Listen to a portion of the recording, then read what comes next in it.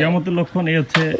আমি তোমার ভিডিও ছাড়বো না, কোথাও ভয় পাও না, আমি যা বলি তা ক্লিয়ার করবো, আমার স্টেটমেন্ট লাগবে, কারণ 2 দিন পরে তোমার বিষয় নিয়ে আমরা কাজ করব, তোমার কিভাবে সহযোগিতা কাজ করবো ইকবাল ভাই তার সাথে দেখবেন। এখন সে তার প্রেমে পড়ে এক মায়া আরেক সংসার থেকে চলে আসছে। এখন তুমি কি মেয়েরে পছন্দ করো? হ্যাঁ পছন্দ করো? এখন কি মেয়েরে বিয়ে করতে চাও? তোমার বয়স কত হয়েছে? বয়স কত হয়েছে? 16 বছর হয়েছে তোমার মেয়েটা, তার বয়স 16 হয়েছে। দেখেন এখন মেয়েটা আরেক স্বামীর সংসার ফলে তার প্রেমে পড়ে চলে আসছে, তাহলে এই যুগের মেয়েদের রুচি চিন্তা চেতনা কোথায় আর এই সমাজ কোথায়? তার মাথায় বা বিয়ার মতো একটা টেন্ডেন্সি কিভাবে আসলো, কোথা থেকে পাইলো?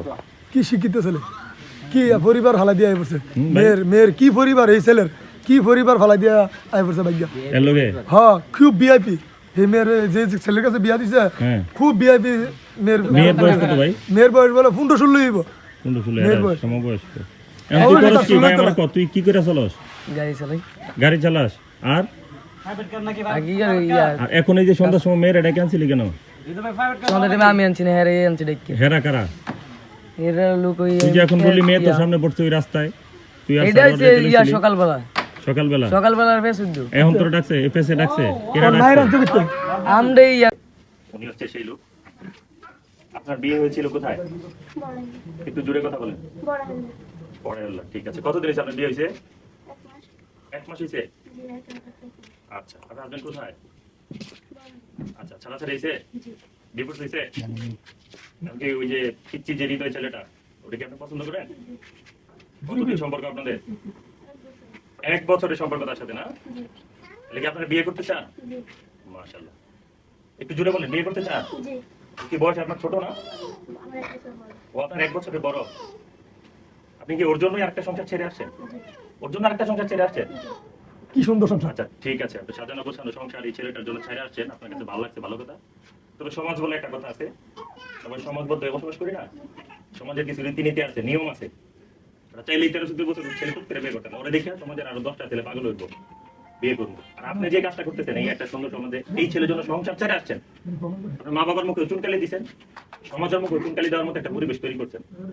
এই ছেলের দিয়ে তার সংসার করার ক্যাপাবিলিটি নাই, তার বয়স নাই, তার ইনকাম নাই, ছোট্ট একটা ছেলে। ঘর সংসার পরিবার অনেক বড় জিনিস, আপনি ভুল পথে আছেন।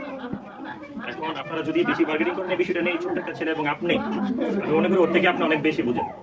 যদি বার্গেনিং করেন তাহলে এটা সমাজের জন্য খারাপ হবে। আপনারা ধৈর্য ধরেন, অপেক্ষা করেন, কোনো প্রকার অপ্রীতিকর ঘটনা না কইরা, মা বাবা এই যে আপনার মা কান্না করে, মায়ের চোখে পানি না ঝরাইয়া, সমাজের মুখে কলঙ্ক না মাইখা, গুচ্ছগ্রামে আসছেন, যেখান থেকে আসছেন সুন্দরভাবে থাকেন। এখানে একটা সমাজ আছে, সমাজের মান সম্মান আছে।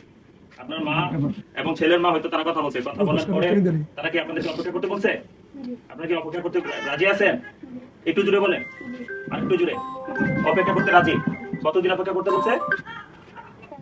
4 মাস অপেক্ষা করতে বলছে।